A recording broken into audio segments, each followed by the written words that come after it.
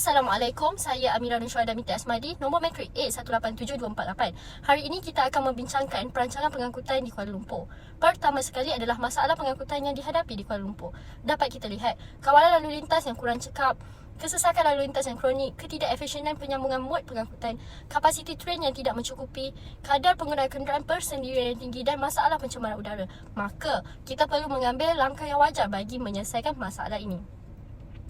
Antara cadangan polisi ialah mengenakan cukai yang tinggi terhadap kenderaan persendirian, seperti kadar cukai tempat letak kenderaan ditingkatkan untuk mendorong penggunaan alternatif pengangkutan.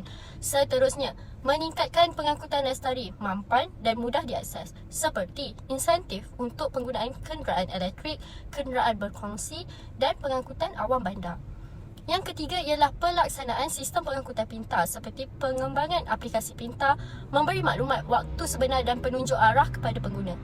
Keempat ialah mempertingkatkan accessibility kenderaan bertenaga rendah. Pihak kerajaan juga boleh memberikan insentif cukai untuk pembelian kenderaan bertenaga rendah. Dan kita beralih pula kepada cadangan bagi jangka pendek. Pertama sekali, meningkatkan frekuensi tren LRT di Ibu Kota Kuala Lumpur dalam tempoh 3 tahun untuk mengurangkan kesesakan dan meningkatkan kecekapan perkhidmatan pengangkutan. Seterusnya, meningkatkan kadar parking di stesen pengangkutan awam dan secara tidak langsung ini akan meningkatkan keterjaminan keselamatan kenderaan persendirian pengguna pengangkutan awam. Selain itu, menambah bilangan pengecas elektrik bagi kereta elektrik bagi menggalakkan pemilikan kenderaan elektrik yang dapat mengurangkan pencemaran udara. Seterusnya ialah peningkatan pemilihan mod pengangkutan awam.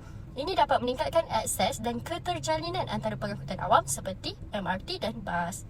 Dan yang terakhir sekali, meningkatkan kawalan lalu lintas yang lebih cekap, terutamanya pada waktu puncak, melalui penggunaan teknologi pemantauan trafik real time.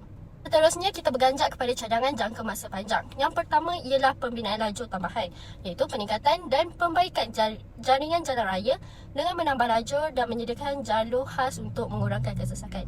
Seterusnya ialah pembinaan pengangkutan rel yang efisien, iaitu pembangunan dan perluasan rangkaian rel ataupun circle line. Seterusnya ialah sistem pengurusan trafik pintar atau lebih dikenali sebagai ITS melalui pemantauan real-time trafik dan pengaturan trafik yang dinamik. Yang keempat ialah pembinaan lebuh raya bertingkat dengan kadar cukai yang lebih murah untuk meningkatkan kapasiti pengguna. Yang kelima ialah pembinaan jalan lingkaran 3 bagi mengalih perhatian pengguna kepada jalan yang lain, dan ini akan mengurangkan kesesakan lalu lintas di kawasan tersebut. Yang terakhir adalah mewujudkan zon bandar pintar melalui pengangkutan awam yang efektif dan mudah diakses. Penggunaan teknologi pintar untuk pengurusan trafik, keamanan dan perkhidmatan awam.